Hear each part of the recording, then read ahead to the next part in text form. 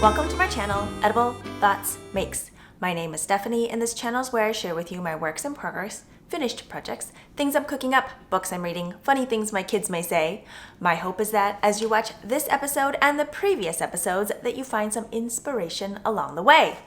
This is episode 119. We are in the second week of January, year 2024. We finally have some snow on the ground that may not melt for weeks, maybe months, maybe. Usually that happens a little bit earlier, but we had an unseasonably warm December, and so the snow that we had from Halloween had melted, and then we didn't really get a really significant snowfall until I think it was New Year's Eve, maybe, or New Year's.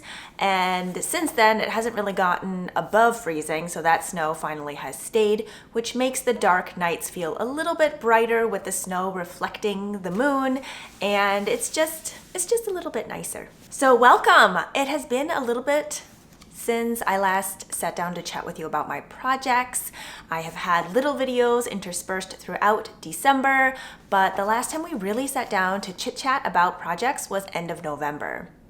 I have had a lot of projects on the needles, off the needles, and I'm so excited to share with you them today.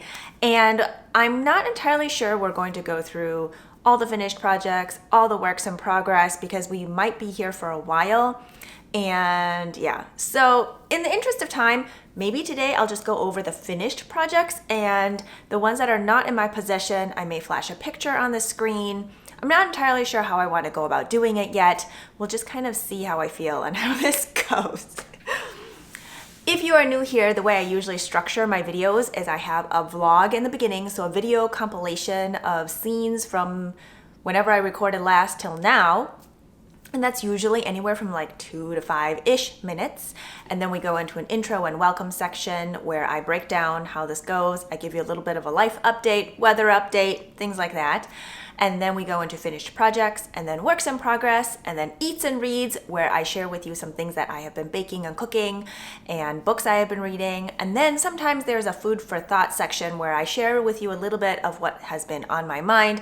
Sometimes it's making related, sometimes it's not. Our lives are very, for lack of a better word, complicated and cohesive in lots of different ways. Cohesive isn't really the word I'm looking for. Comprehensive, maybe, but that we are real people with lives that have so many different facets to them, and sometimes I have thoughts related to that I have pulled together into a tangible manner that I can share with you, and sometimes there's quote-unquote homework involved, but really it's just a question to you should you choose to answer. I do use Ravelry for all of my project pages, and those are in the description box below this video. Sometimes you have to click on a show more for everything to show up, and I link to makers, designers, things like that I talk about in that description box below the video. I do include closed captioning for all the videos, so you click on the CC button, and then if I speak faster or slower than your preferences, you can also adjust that speed here on YouTube. And what else? Timestamps. I include timestamps in all of my videos, and that way if you need to skip around, or there's certain sections that you're more interested in, or maybe you have to step away for a while and you're coming back and you're trying to figure out where you are, I just find timestamps to be a little bit easier. It's like chapters, basically, to break it up and to just find things a little bit easier. And that reminds me, for those that use Ravelry, I include a link to the episode that I talk about a specific project in those notes. And that way I also find it a little bit easier to learn more about a certain project, or maybe I'm looking for something and it's just a little easier to find things. So I will have it linked as a work in progress, it's discussed in whatever episode, or as a finished project, it's discussed in whatever episode. So hopefully you'll find that information useful. There may be close to like 20 items that I have finished since we last talked. Some of them are itty bitty items that I have no idea where they are in the house right now, but again, like I mentioned, I'll share a picture on the screen with you, and there have been a few little just fun things that I have made since then, and I will just probably give you like a 30-second briefing on what that is, and then we'll just move on because there's quite a lot of things to chit chat about. So let's get started.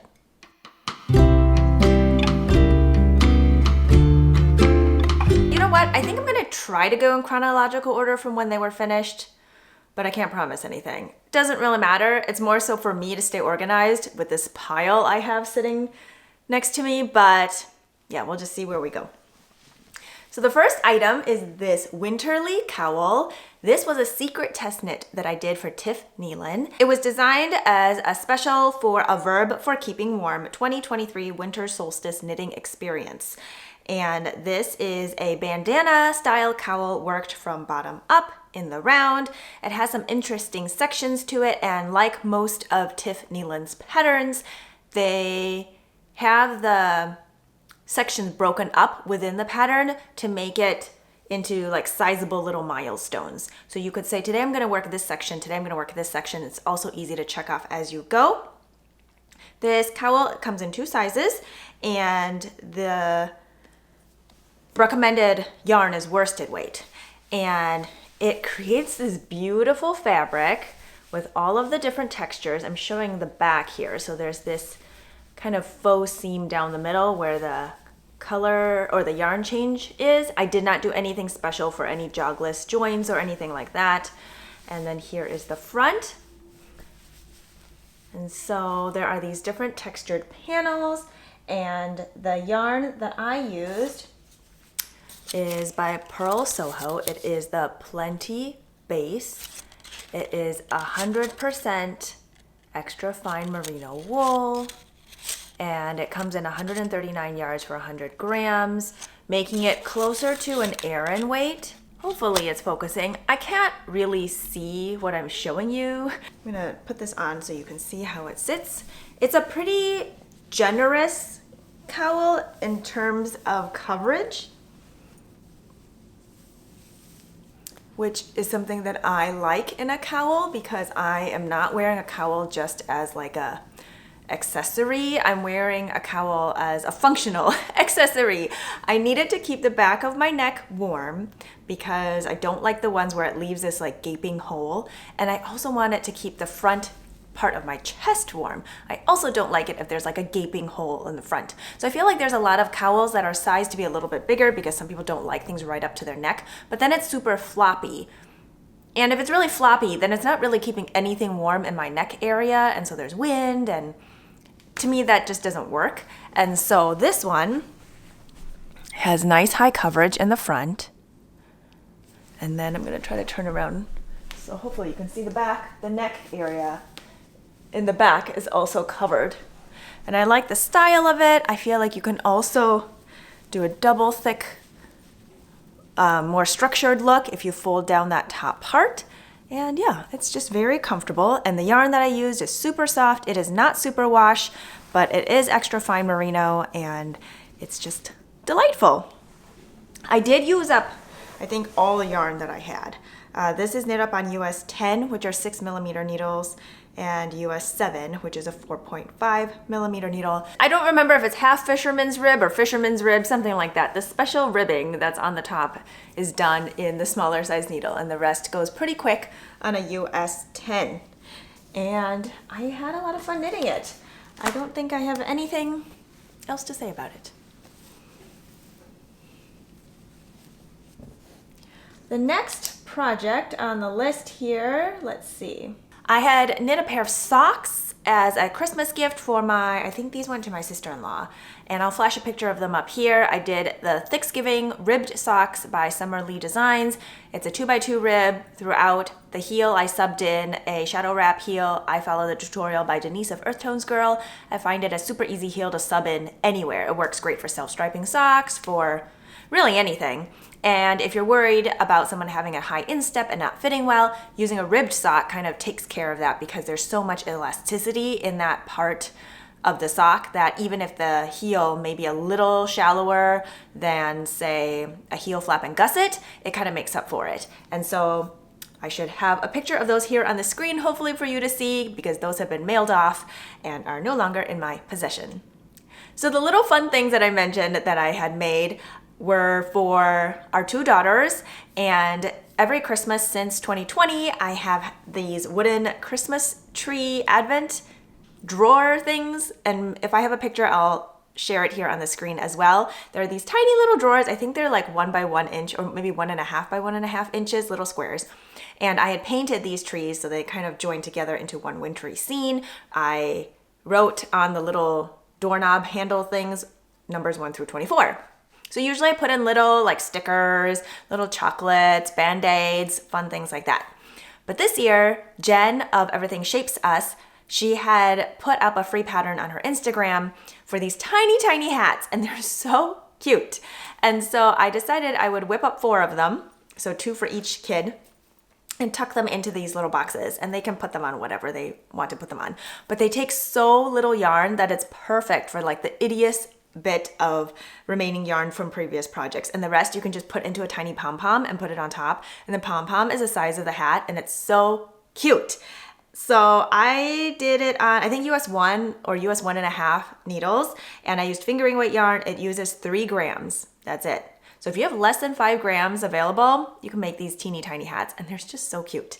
And so hopefully there's pictures of those here on the screen. I tried it with double pointed needles, but I found it too finicky.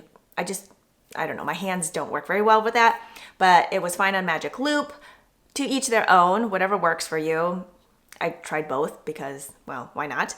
And so I think I did them all on US 1 and US 1.5. The first one I might have done on slightly bigger needles when I was just trying to figure it out. I think I'd used US 2 needles for that, but again, do whatever works for you. It doesn't matter. The fit doesn't have to be just right. It's like a little fun toy.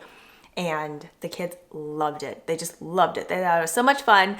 And with speckled yarn, like 1 speckle is like 1 stitch, and it looks so much bigger on a teeny tiny hat, and it's super, super cute. The next finished project I would like to share with you is a hat that I was knitting for my husband.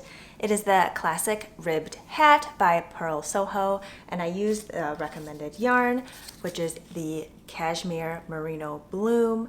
The colorway I used is True Turquoise, and it comes in 218 yards for 100 grams.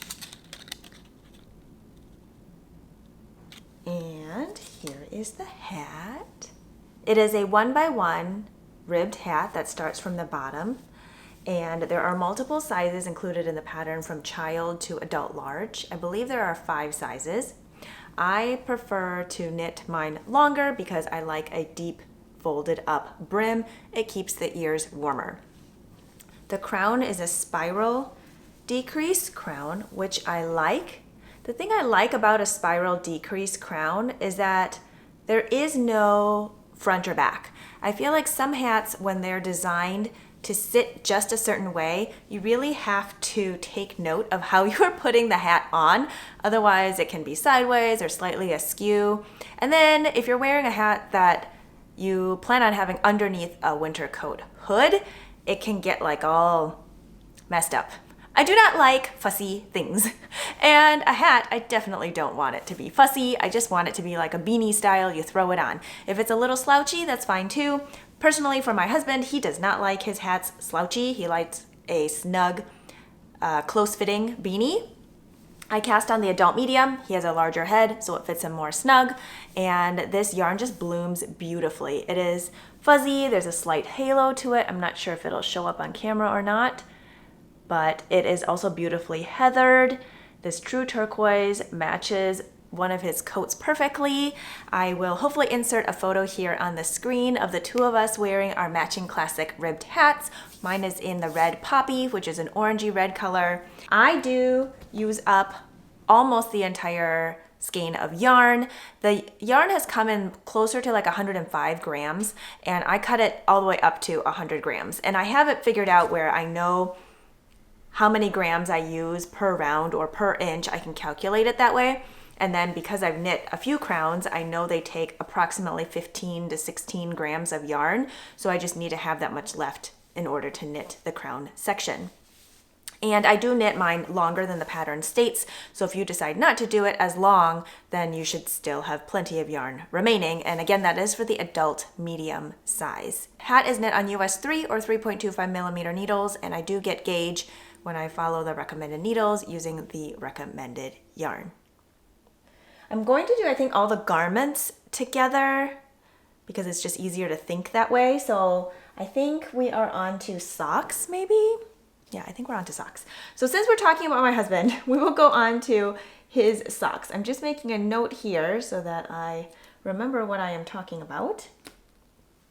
Okay, so I decided for the year 2024, I was going to fill my husband's sock drawer full of hand knit socks. He does have socks, but I told him to make some space for hand knit socks. He already has, I think, 10 to 12 pairs that I have knit him since I started knitting socks in August of 2019, but I would love to double that. And so on average, 1 pair a month is what I am aiming for. If some months have more and some months have none, that's totally okay. It's just an arbitrary kind of, arbitrary goal. So I cast on a pair of socks for him before January started. I just kind of want to have it done in the month of January, but then I was having so much fun that I finished them before January started. So his first pair of socks for year 2024 were finished in 2023, but that's totally okay. So here they are. I did not grab a pair of sock blockers to put them on to show you, so I feel like these are just fine. They're freshly washed, so they're mostly flat. This yarn is the Knit Picks Hawthorne fingering weight yarn, which I feel like is closer to sport weight, but it's on the website as fingering weight. I think I have a tag here.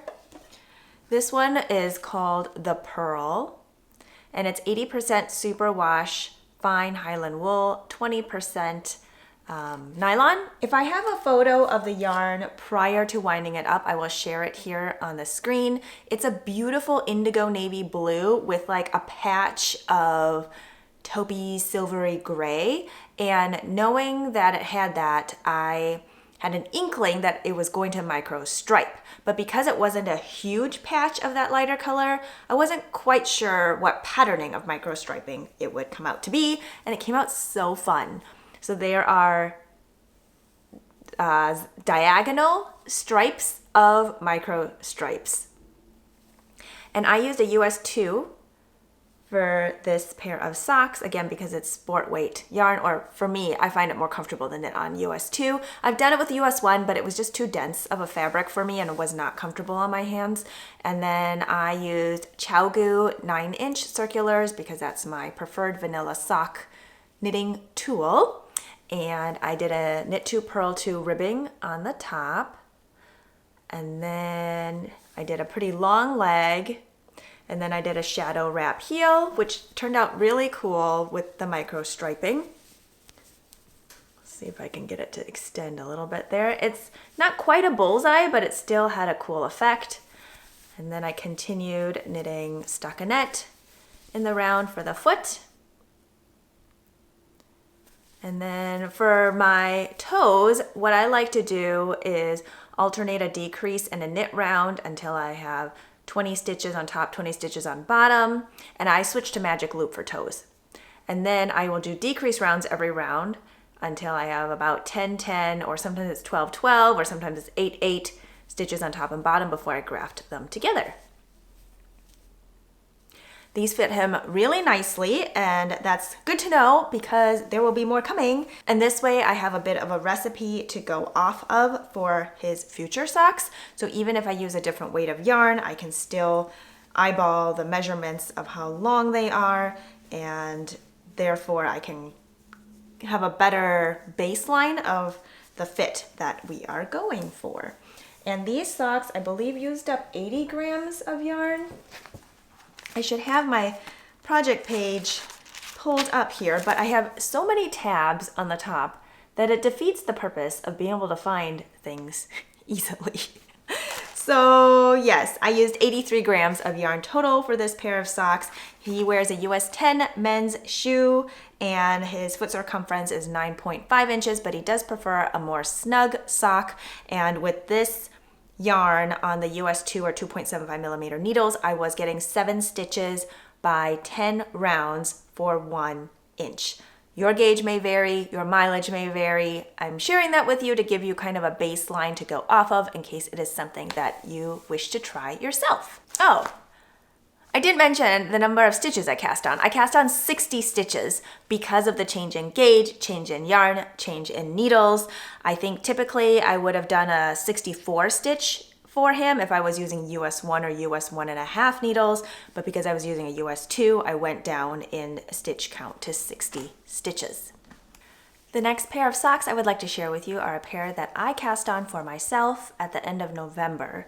And I finished these middle of December. It is a pair of vanilla or stockinette socks that I knit using the self-striping yarn dyed by Michelle of Woolens and Nosh. One of my absolute favorite self-striping yarn dyers. I just love her color combinations as well as the yarn bases that she uses. Her bases are a little bit different from others, and she has a superwash Targhee fingering weight and a superwash Corriedale fingering weight yarn, and the yarns are so round and bouncy, and they are very hard wearing. I have not had to mend a single pair of socks knit up in yarn by her. I never have had any color bleeding between any of the stripes, and they're just so comfortable. They lend themselves to be closer to sport weight or heavy fingering weight yarn, and so I tend to knit them on US 1.5 needles, and they just create a very nice dense fabric that is cushy to wear, and I really enjoy knitting with them. They feel good in hand and good on my feet. So this pair I actually used US 1 or 2.25 millimeter. I have a gauge of 8 stitches by 11 rounds for 1 inch. This one is a superwash Targhee fingering, 90% superwash Targhee, 10% nylon, 3-ply at 411 yards for 100 grams.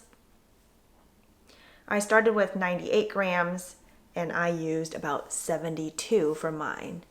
And I wear a US 7 women's shoe size, and my foot circumference is 8 inches, and I cast on 60 stitches for this pair of socks.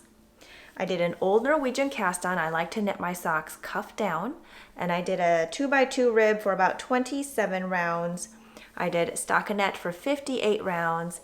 Then I switched to a contrast color for a heel flap and gusset. I just did a slip stitch heel flap, and the yarn here is a Regia 4-ply, and the color is number 6841. It is a heathered lavender color that I thought complemented this color story really well. It is a super hard wearing yarn, which means I shouldn't expect to mend any holes, and plus the slip stitching in the heel flap gives it a double layer, so it's extra durable.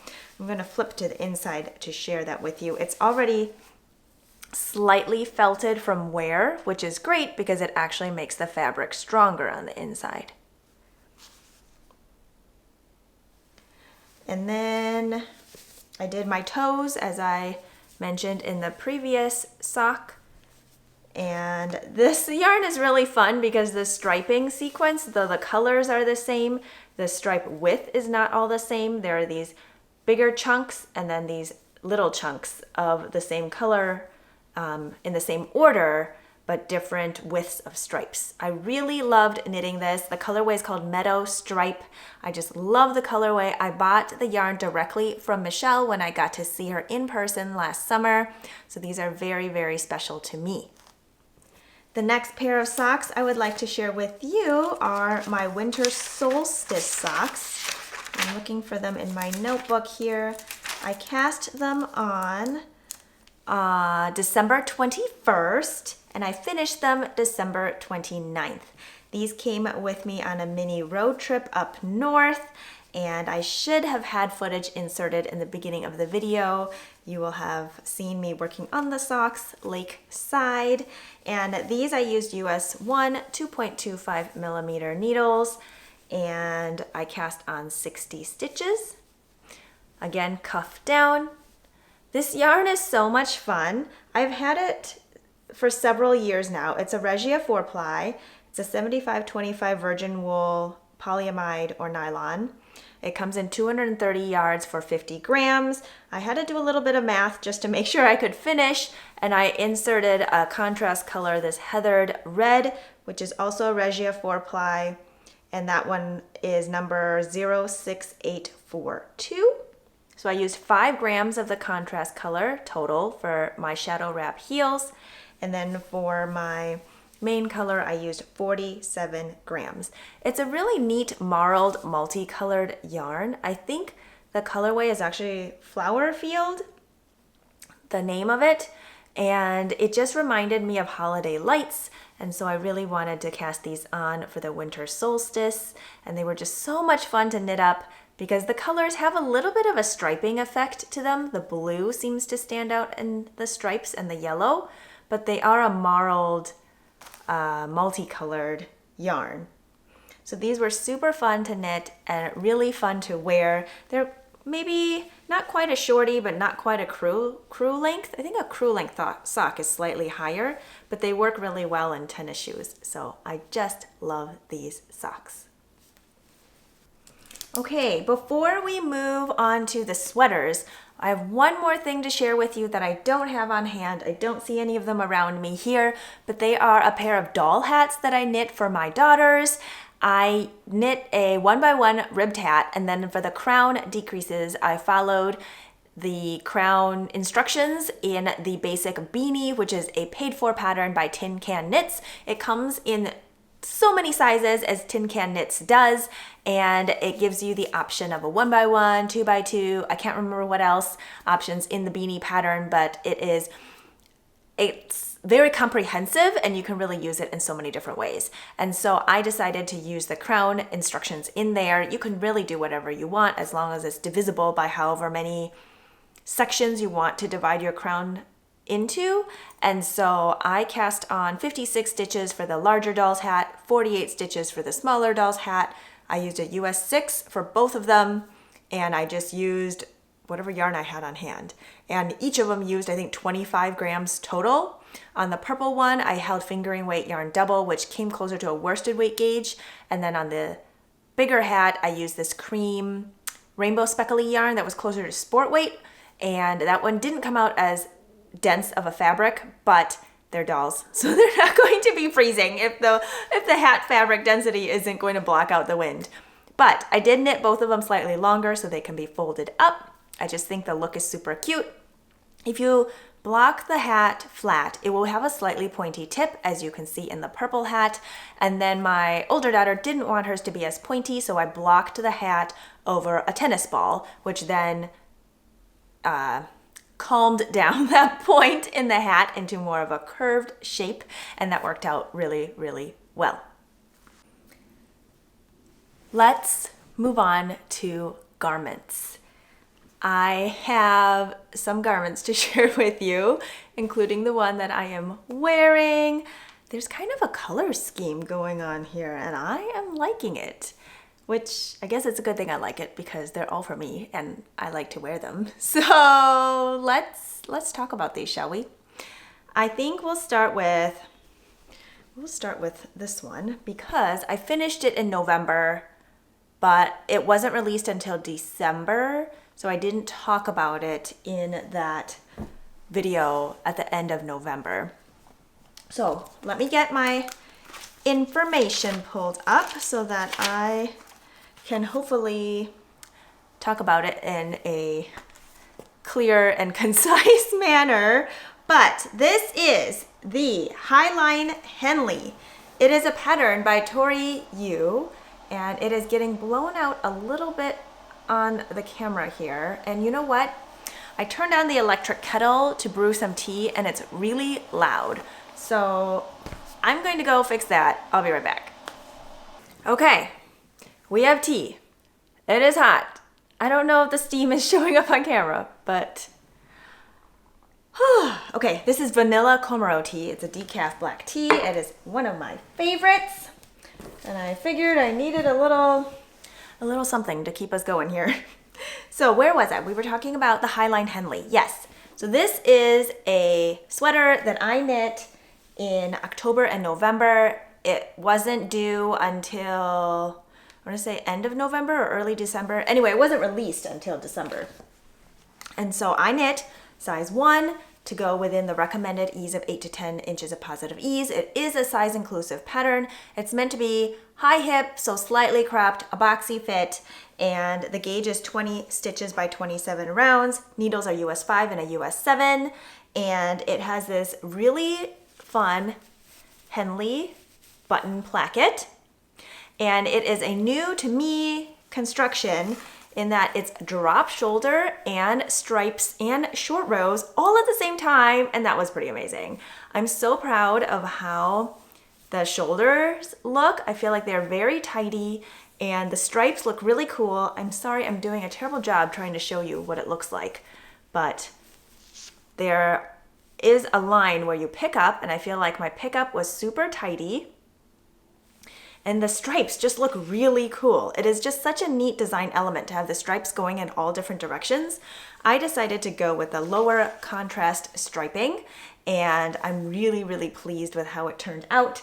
The yarn that I used is Pearl Soho's Good Wool.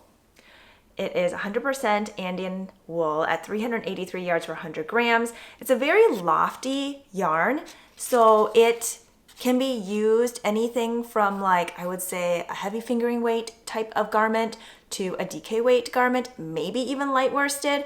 I don't know if I've knit it past US 7 needles yet. I've done US 5 and US 4.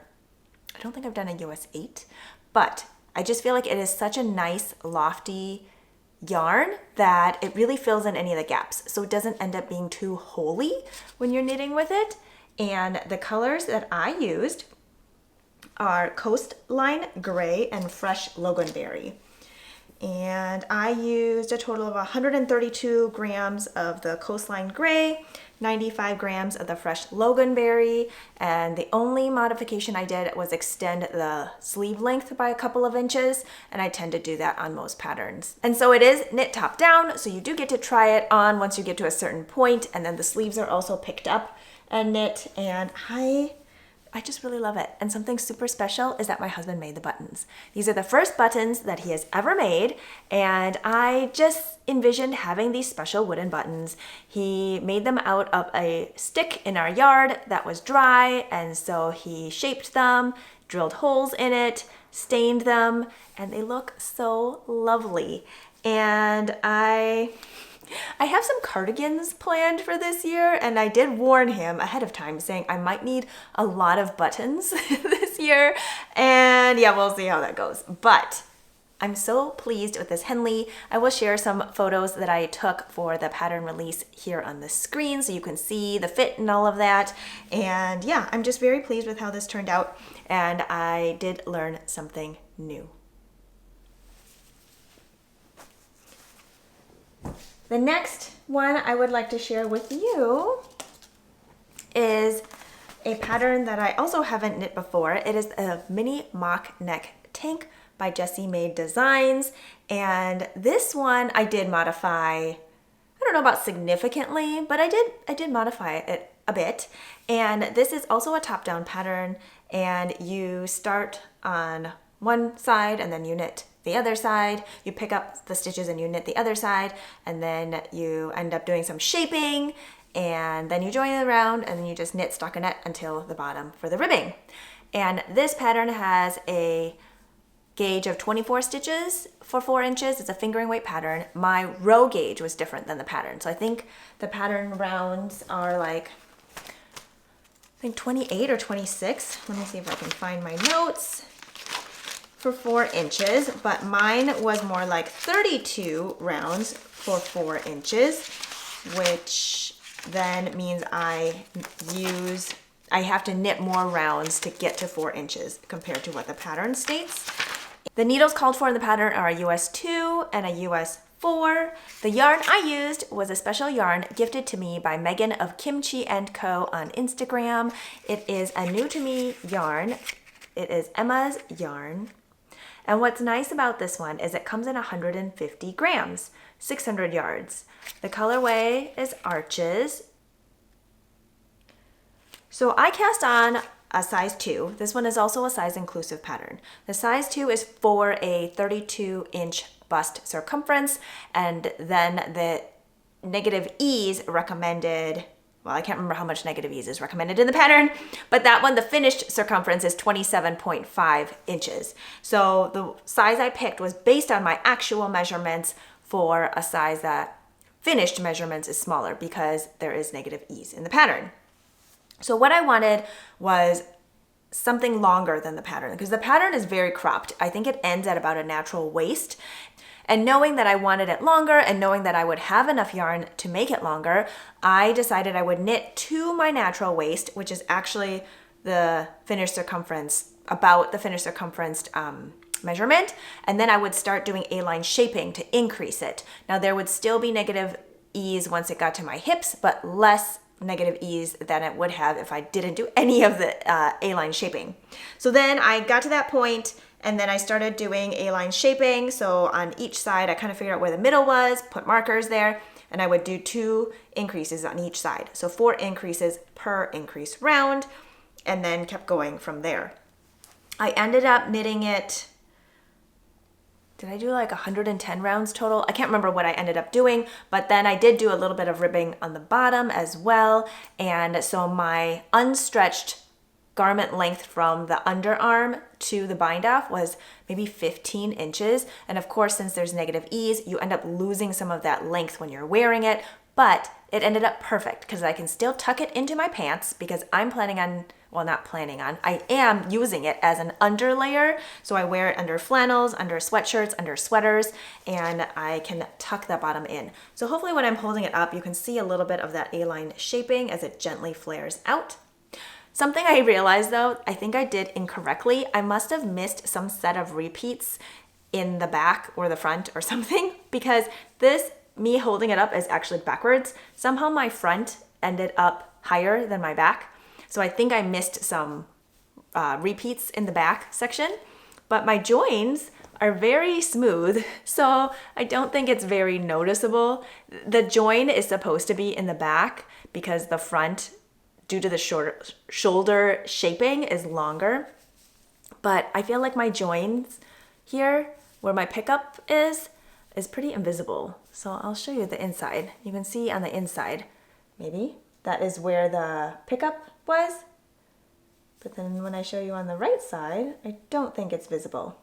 Although it wouldn't really matter because again, I'm wearing it under stuff, so you can't tell. Anyway. So yes, I wear this one backwards. I have since cast on another one and I'm so excited about it, but I'll show you next time.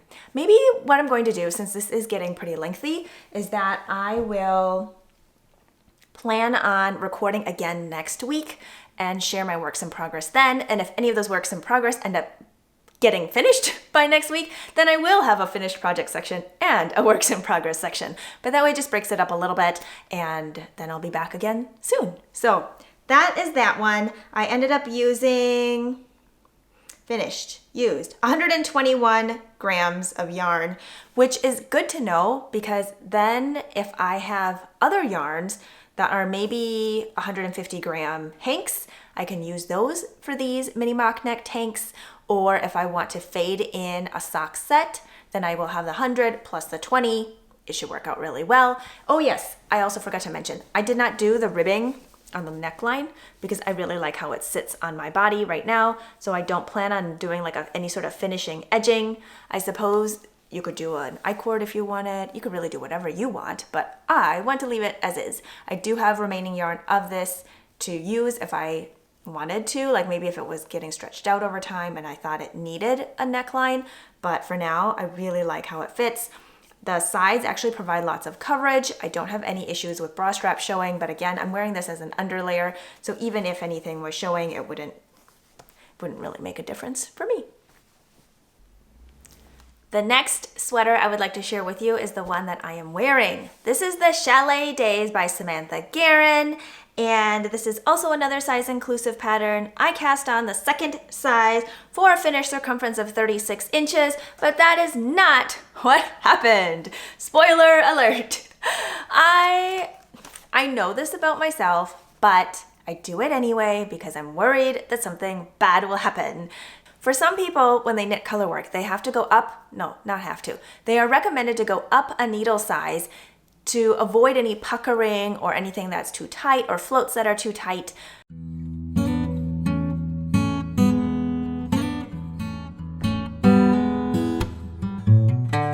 In the beginning, yes, I did need to do that because I just wasn't as familiar with my tension and I didn't have as much experience.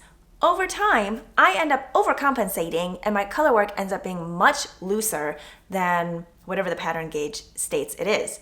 But sometimes I still go up a needle size because I'm nervous that it's going to end up too tight and I don't like things too tight.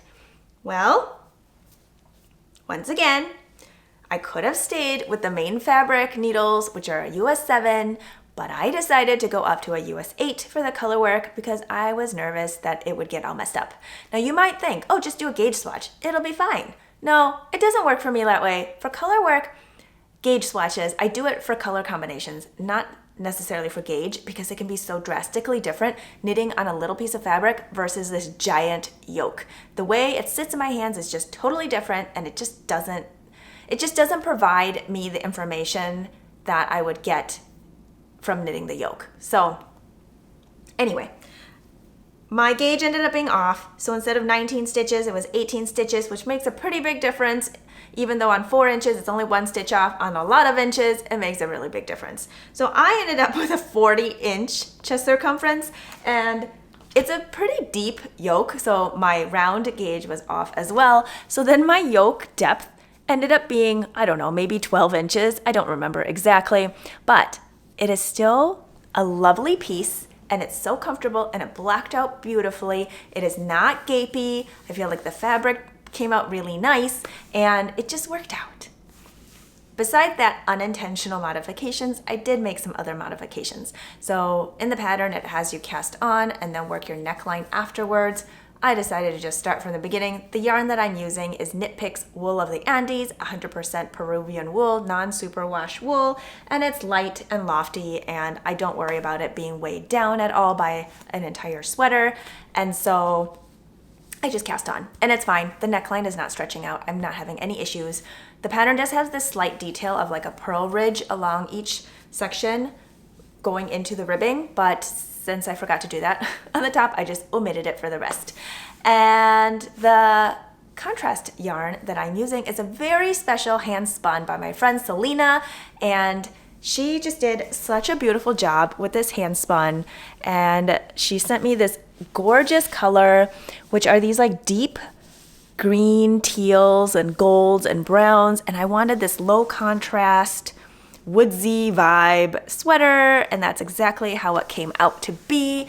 There are no floats to catch in this yoke, which just made the whole thing so enjoyable to knit. It was so fun to see the color changing as it went. It was so fun to see it unfold as you are knitting it, and I just love it. It's so comfy.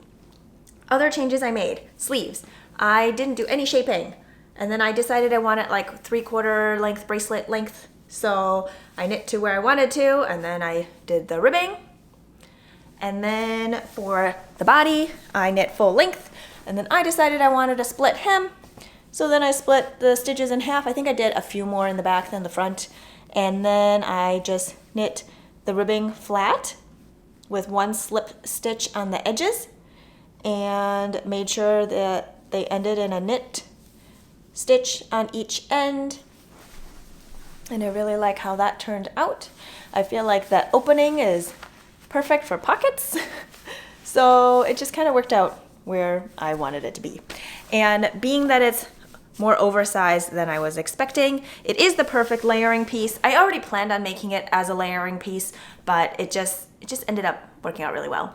This is something that I can wear over a button-up flannel, and when I roll the cuffs on the sleeves for the flannel, it won't be a bunch of like extra fabric because I knit the sleeves shorter, and I feel like the bottom part won't get too constricted either because of the split hem. And it's gonna be a perfect hiking sweater. We do a lot of hiking in our household, and sometimes you just need that extra layer, but not all the bulk. And I can really see myself using this in the fall when we go see the leaves changing colors, and it's just going to be so, so nice.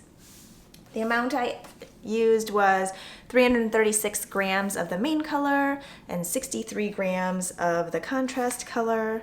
And something else to note, oh, color work charts. Samantha is so sweet and includes the color work charts in the pattern for dark light and light dark. So what that means is sometimes your main color is dark and your contrast color is light, or vice versa, and it can be playing tricks on your brain if you are doing the opposite from whatever the designer sample is, which is usually what they put in the pattern. So because oftentimes I'm not doing the exact same contrast levels as the designer is, having both of those options in the pattern is really, really great. And since mine was low contrast, I actually ended up drawing out the charts in my notebook and then coloring them in brown and green because I was getting myself all mixed up. But if you are using something that's higher contrast, I strongly recommend her lovely charts because they are done in both sets, which makes it so much easier. Last one, my friends. I decided I would switch into this last sweater so that you could see it. This is not one that I shared end of November because I hadn't cast it on yet. And I am so in love with this sweater. There are so many things I just adore about it. This is the Love Note by Tin Can Knits. And this is my 5th version of this sweater. If you've been here for some time, you may know that I like to knit the same thing over and over again, but in different variations. In fact, I have started a make-along starting January 1st, going through the end of March of this year, that really focuses on making that one pattern that you said, oh, I would love to make that again, and actually doing it. And I made a series of videos that are compilations of some of the patterns that I have knit multiple times. So you can check that out here on my YouTube channel if it is something that interests you. So like I mentioned, this is my 5th Love Note sweater. I cast on the adult extra small for a finished circumference of 38.5 inches, which gives me about 6 to 7 inches of positive ease. The yarn that I'm using is so special, I bought it directly from Sam, the dyer of Lavender Loon Yarn Co., and I bought it summer 2023. This yarn colorway is called Adelaide. I don't know if I have the tag here anymore. I don't think I do. Oh, that's because I taped it to my notebook. It is an 80% non-superwash merino, 15% yak, 15% silk. It comes in 330 yards for 115 grams, and it is considered DK weight yarn. And I used up everything but 1.66 grams of this yarn. And it is super soft and super drapey, and I knit this using US 10 or 6 millimeter needles for the main fabric and US 7 or 4.5 millimeters for the ribbing. I'm going to stand up so that you can see it a little bit better. The pattern has you cast on below this ribbing area with a provisional cast on and going back and doing the ribbing later. I've knit this several times and I found it easy enough for me to just cast on from the neckline ribbing and then continue. So I just work that part of the pattern backwards, and I do an old Norwegian cast on so that the neckline is nice and stretchy. I followed the yoke lace pattern as written in the pattern, but I did do something different in the back.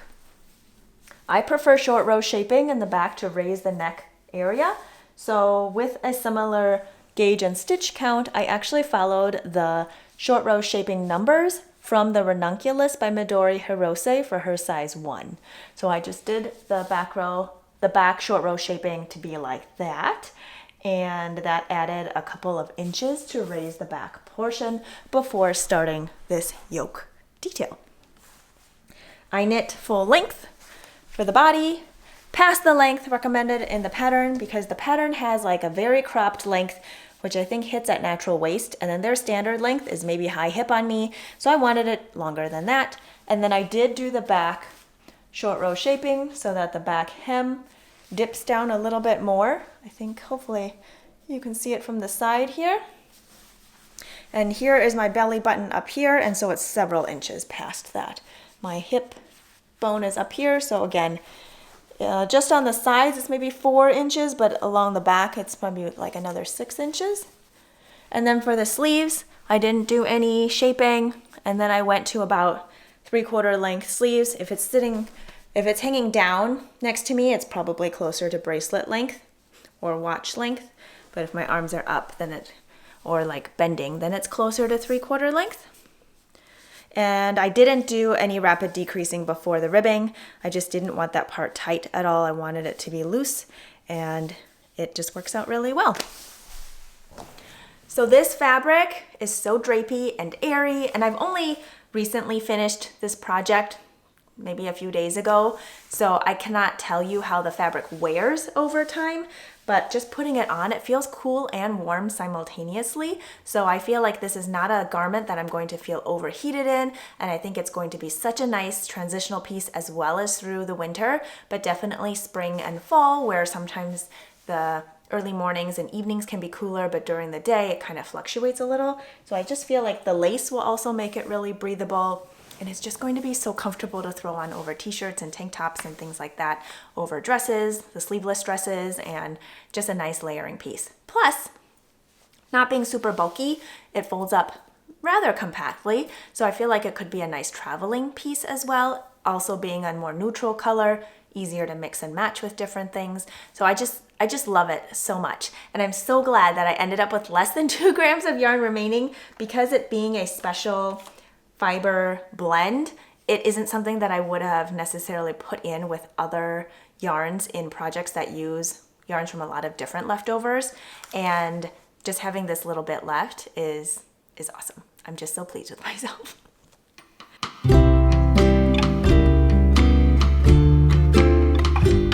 So I think that is all the projects that I wanted to share with you today. I do have some works in progress, but like I mentioned, I think I'm going to save them for next week. So that'll be fun to talk about.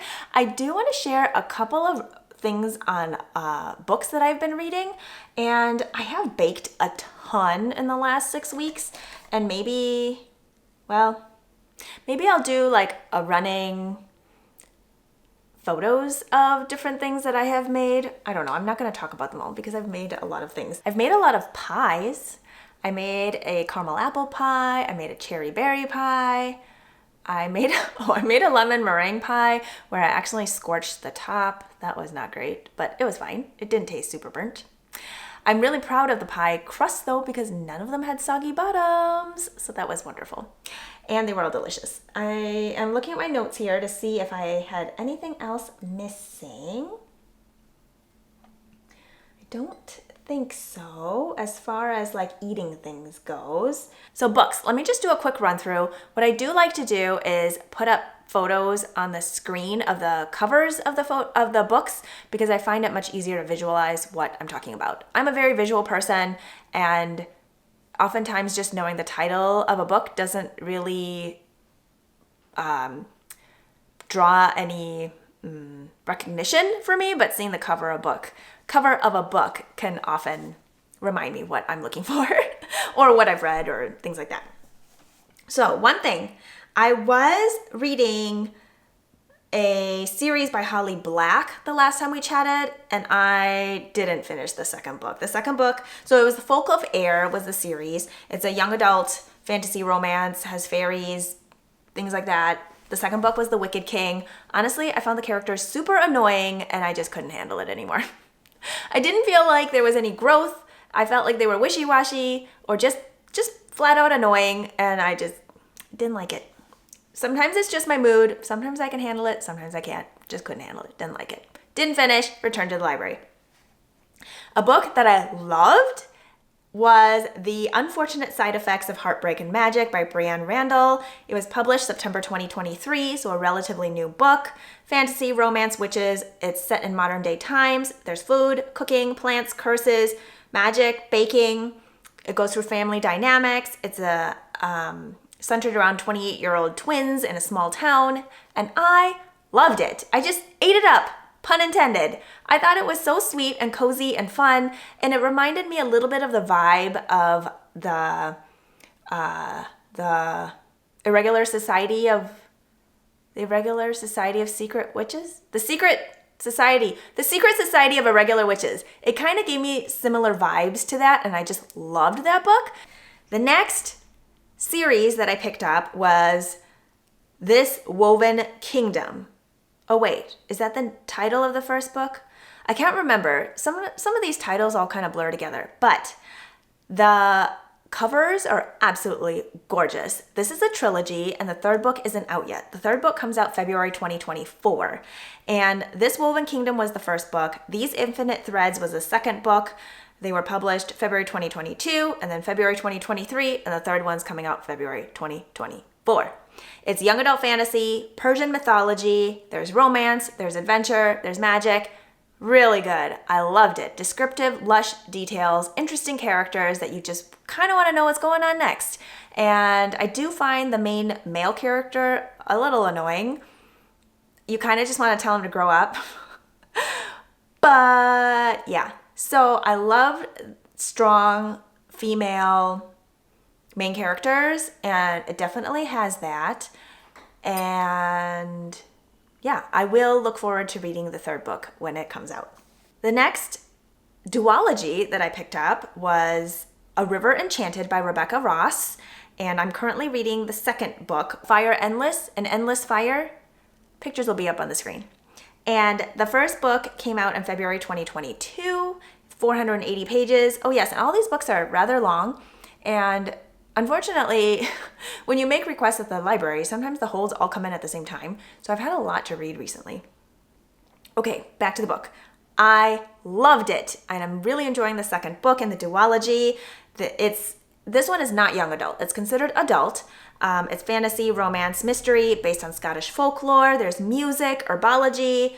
It's cozy. It goes through challenges of marriage and parenthood, and it just has a lot of things that I like. And the main theme throughout, well, not the main theme, a main theme throughout is music, and being a musician, I just feel like it's like comforting and enjoyable to read about, and so I really like that. So I'm reading the second book right now. It's a duology, so once that's done, it's over, which will be so sad, but yeah, it's good. And then another book that I am currently reading, where is it? I didn't write it down, and I didn't bring it, I don't think. Nope, didn't bring it. Okay. It is Divine Rivals, also by Rebecca Ross. She's a new to me author, and I'm really enjoying her writing. I like that even though she provides dual point of views, it's not so flip-floppy all the time, and I can tell which character is talking. So that's nice. And I appreciate her descriptions of things. I don't feel like they're overly drawn out, but just enough so that you get a taste for what is happening and enough to envision it and enough to bring the characters to life. I feel like there's good character development. I'm really eating up the book Divine... Why can't I remember what it's called? Divine Rivals. And it is a duology, and I've put the second book on hold, and I'm really looking forward to reading that as well. It is also a very long book.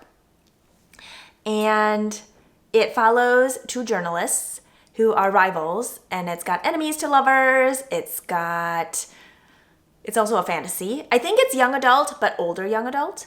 And the characters, I think, are like 17 or 18 or 19 years old. But it's kind of funny because I feel like in some of these fantasy books where the characters are like older teenagers, it almost feels like they should be in their 20s because of the things that they're going through and the things that they're talking about. But then some of the ways that the author describes how they process things, you're like, oh yeah, you're totally a teenager. But I don't know. I'm not sure. One part that had me laughing is that one of the characters in the book is 33, and they're talking about like how old she is or how not old she is, and I'm thinking 33 is not old. But maybe to a 17-year-old, right? I remember when I was 17, 33-year-olds seemed really old, but now that I'm past that 33-year mark, 33 is not old. Anyway. So I really like that. I'm really enjoying Rebecca Ross. And I will say that compared to another fantasy series, I'm really liking her writing. I feel like the romance in it is not so explicit and it's enjoyable to read, and I feel like it adds to the character development and adds to the plot of things. Whereas there's another book that I am not finishing actually and returning to the library, Iron Flame. I'm just so confused. I feel like part of it is I read the first book, Fourth Wing, earlier on, and there's a lot of side characters, and I kind of forgot what was happening as far as some of these side characters, or like not what was happening, but like who they were. And so it just jumps right in and I can't remember what's going on. And there's so many side stories and side characters, and I feel like the flow of things is a little jumpy. I don't know. I'm not loving it. And there's so much evil lurking in it, and I'm just not looking for that kind of read right now, I think.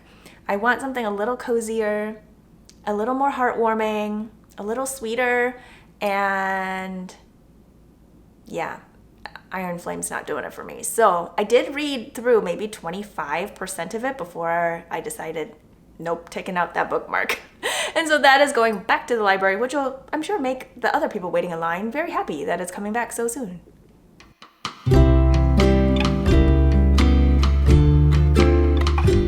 Are you still there? Hello?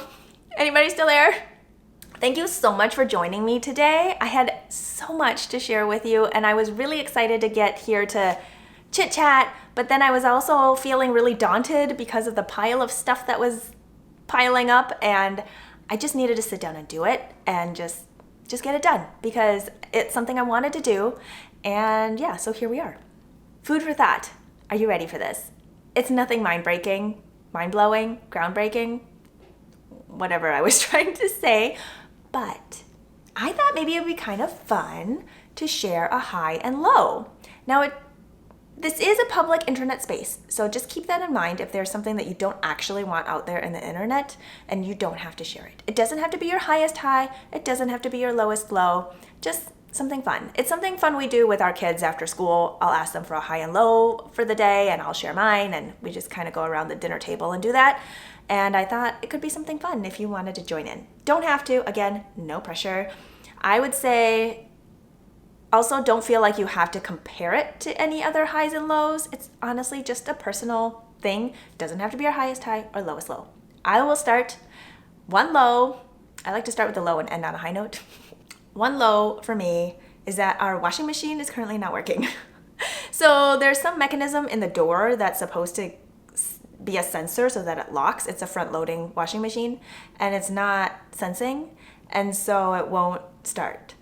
And my husband ordered a part to see if he can fix it, so hopefully we'll get it fixed this week. But the piles of laundry are piling up, and I don't like piles. So that's a low. Again, not a huge deal, but it'd be a great thing if the washing machine got fixed. A high for me is really enjoying what I'm reading right now. I just get so much satisfaction out of a really, really good book. And also another high is all the projects. I paused because I couldn't think if it was supposed to be is or are. Some highs are, the high is, right? Anyway, all the projects that I have on the needles right now and on my crochet hooks, I'm just so excited about them. The colors, the patterns, the ideas, I'm just so excited. And so I'm really looking forward to sharing with you all of those projects next week. I loved all the ones I shared with you this week, but again, it was like over a past, almost 2 months of projects to share with you. So some of them have been long bound off, cast off, or whatever. But I just have so many new ones that I'm really, really looking forward to sharing with you next week. And so I think that's one of my highs. So I will leave you with that. Cheers to being creative. I hope you are doing well, taking care of yourselves, your loved ones, and your neighbors. And I will talk to you next time. Take care.